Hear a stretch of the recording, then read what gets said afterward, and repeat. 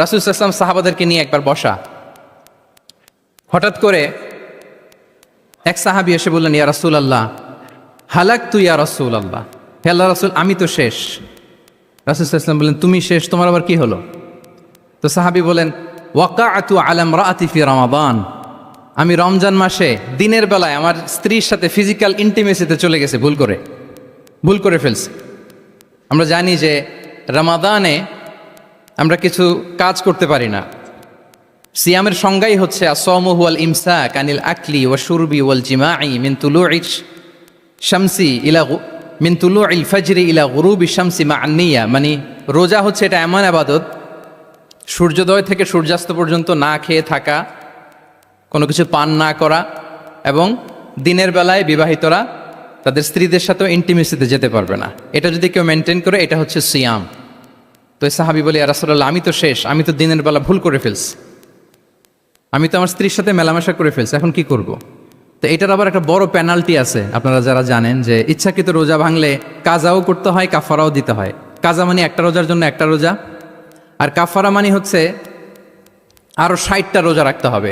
কয়েকটা জিনিস আছে, বেসিক্যালি 3টা। তো রাসূল সাল্লাল্লাহু আলাইহি ওয়াসাল্লাম তাকে বললো যে তোমার তো পেনাল্টি হয়েছে, তুমি তো বড় ভুল করে ফেলছো, তো তোমার কাছে কি এরকম কোনো দাস আছে যেটাকে তুমি আজাদ করে দিতে পারবা, মুক্ত করে দিতে পারবা, তাহলে পেনাল্টি আদায় হয়ে গেল। সে বলে, ইয়া রাসূলুল্লাহ না, আমার তো এত সক্ষমতা নাই, আমার কাছে তো কোনো দাস নাই। আচ্ছা দাস নাই। তো রাসূল সাল্লাল্লাহু আলাইহি ওয়াসাল্লাম বললেন, তাইলে তুমি টানা 2 মাস রোজা রাখতে হবে, তাইলেও পেনাল্টি হয়ে যাবে, আদায় হয়ে যাবে, পারবা? সে বলে, ইয়া রাসূলুল্লাহ 2 মাস রোজা রাখা তো এটা কঠিন হয়ে যায়, ইটস নট এ জোক, টানা 60 দিন কি করে রোজা রাখে? তো রাসূল সাল্লাল্লাহু আলাইহি ওয়াসাল্লাম বললেন, এটাও পারবো না, তাহলে 60 জন মিসকিনকে খাবার খাইয়ে দিতে হবে এজ এ পেনাল্টি। এটা বড় অন্যায় করে ফেলছো, 60 জন মিসকিনকে খাবার খাওয়াবে, এটা পারবা? সে বলে, ইয়া রাসূলুল্লাহ এটাও পারবো না। তাহলে কয়টা অপশন দিয়েছিলেন রাসূল সাল্লাল্লাহু আলাইহি ওয়াসাল্লাম? আওয়াজ করে বলেন তো কয়টা?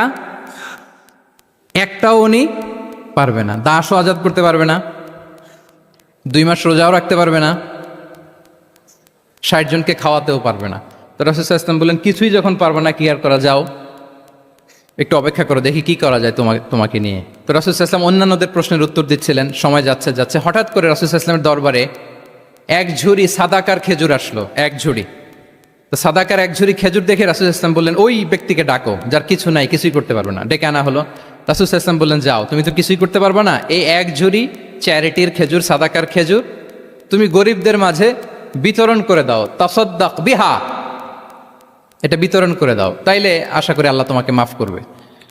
তো এই সাহাবী বলে, ইয়া রাসূলুল্লাহ আলা আফকারা মিন্না ইয়া রাসূলুল্লাহ, আমার চেয়েও গরিব কাউকে খুঁজে বের করে দান করতে হবে?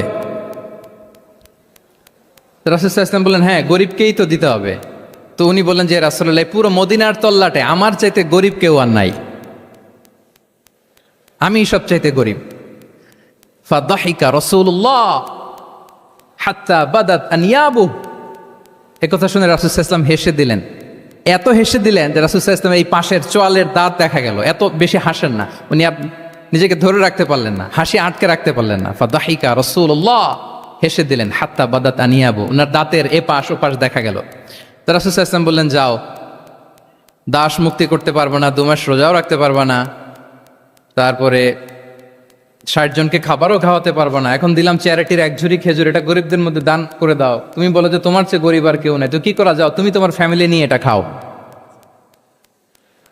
তোমার ফ্যামিলির মেম্বার্স যারা আছে এদেরকে নিয়ে এটা কি করো, খাও। দেখেন আমাদের সুবিধা অসুবিধাকে ইসলাম কতটা বিবেচনায় নেয়। আসছিল পেনাল্টি দিতে, কথা বুঝতেছেন আমার?